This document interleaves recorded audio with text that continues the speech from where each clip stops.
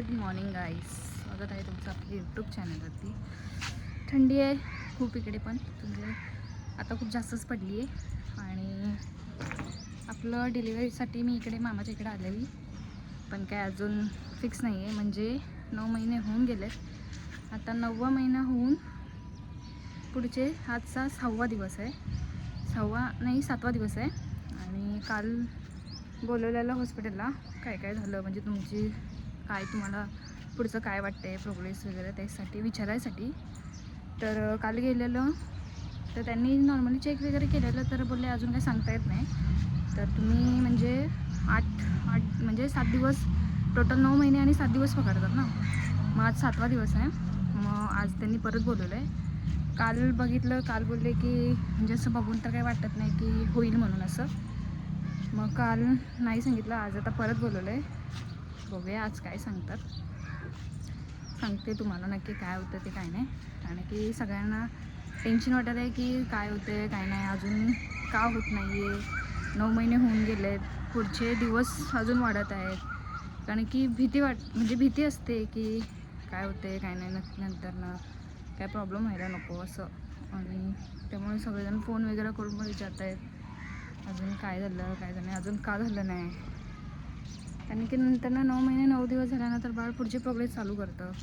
मग ती भीती असते, म्हणजे शी वगैरे करू नये किंवा काय करू नये असं. तर बघूत काय होतं काय नाही. आणि आज बोलवलं आहे, मग मी आता जाणार आहे हॉस्पिटलला. काय सांगतात बघूया. म्हणजे टेन्शन होतं आहे की काय होतं काय माहीत. कारण की 9 महिने टोटली होऊन गेलेत. 9 महिने होऊन आजचा 7वा दिवस आहे. आणि असं पण पकडताना 9 महिने 7 दिवस पकडतातच. मग आजचा 7वा दिवस आहे.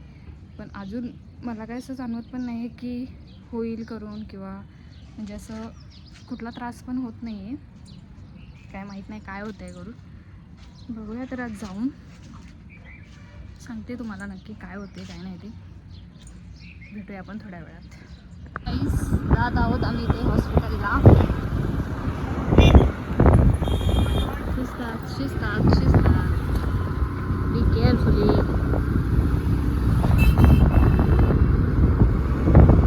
सकाळचं वातावरण ऊन वगैरे पडलेलं आहे, थंडी पण खूप आहे.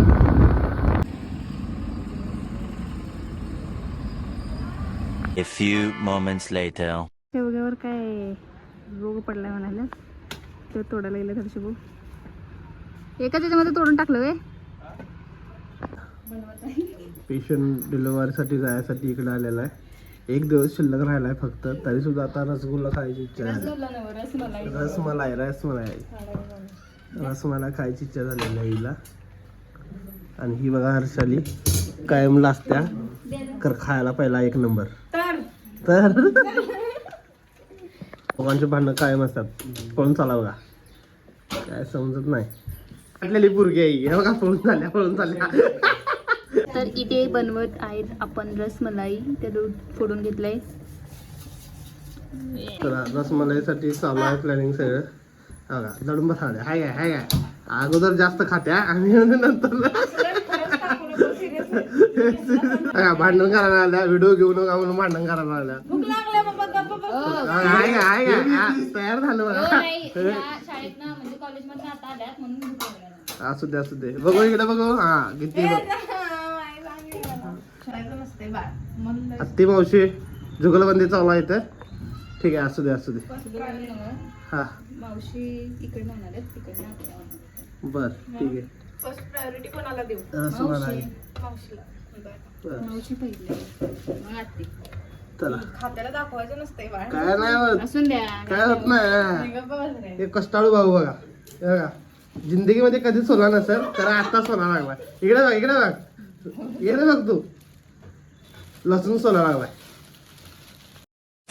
मंडळी पोरगीला राग आलाय आणि त्याच्यात जास्त खायच नाही. सॉरी जास्त खायच नाही ती. कधी तरच तेवढी खात्या थोडं एवढंच.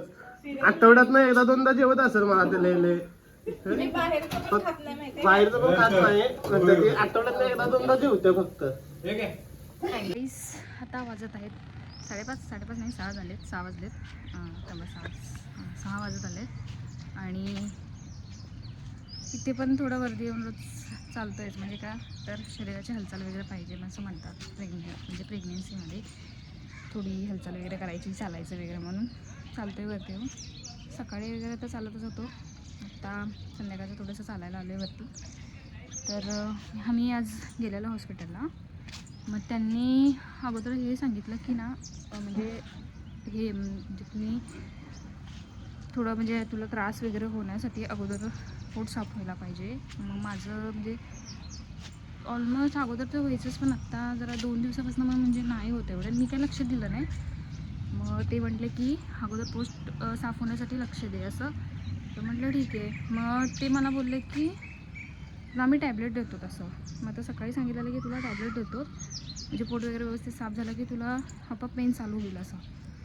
मग आत्ता बोलवलं, पण नंतर ना म्हटलं की ह्या गोष्टीसाठी काय टॅबलेट आत्ता सध्या देता येत नाहीत आपल्याला, कारण की प्रेग्नेंट आहेस आणि हे नाहीच आहेत म्हणून असं. तर म्हटलं ठीक आहे. फक्त बोलले तू जरा जेवणाकडे लक्ष दे आणि जेवण वगैरे व्यवस्थित कर, म्हणजे पोट पण आपोआप साफ होईल असं. तर म्हटलं ठीक आहे. मग आता बघूया काय उद्या. आणि परत बोलवलं आहे की जर म्हणजे आज तुला काय वाटलं, म्हणजे पोट वगैरे जर व्यवस्थित साफ झालं आणि म्हणजे तुला काय वाटलं मग तू उद्या ये परत असं. मग आता उद्या परत जाणार आहे, पण आता काय होतं काही कळत नाही आहे. कारण की 9 महिने 7 दिवस कंप्लीट होऊन गेलेत, अजून काहीच वाटत नाही आहे, म्हणजे काहीच असं की आता होईल काय नाही. मला त्रास पण काय होत नाही आहे, तर काय माहीत नाही कधी होते.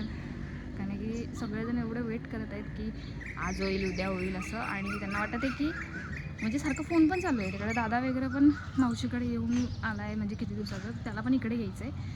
मग तो पण माझ्यासाठी थांबला आहे की तुझी डिलिव्हरी झाली तर आम्ही तिकडे येतो तसं. तर म्हटलं ठीक आहे ये. मग तो डिलिव्हरी होण्यासाठी म्हणजे वाटच बघत आहे. तर तो पण रोज सकाळ संध्याकाळ फोन करत आहे की आज काय झालं, डॉक्टरकडे गेलेलीस की नाही वगैरे म्हणजे विचारत आहे. आणि सगळेच फोन लावून विचारत आहेत की काय झालं. तर काय होते काय माहीत नाही, टेन्शन होतं आहे तेच, कधी होते काय माहीत नाही. बघूया. चला थोडंसं चलते आता इकडे आणि मग बघूया काय होते, तुम्हाला सांगते मी थोड्या वेळात. ओके, थोड्या वेळात म्हणजे आता उद्यापर्यंत बोलले तुला काय वाटलं तर ये, किंवा आपण 9 दिवस टोटल आपण वाट बघू शकतो. मग बघूया आता काय होतं. 9 महिने म्हणजे आजचा 7वा दिवस आहे. 9 महिने 9 दिवस असतातच.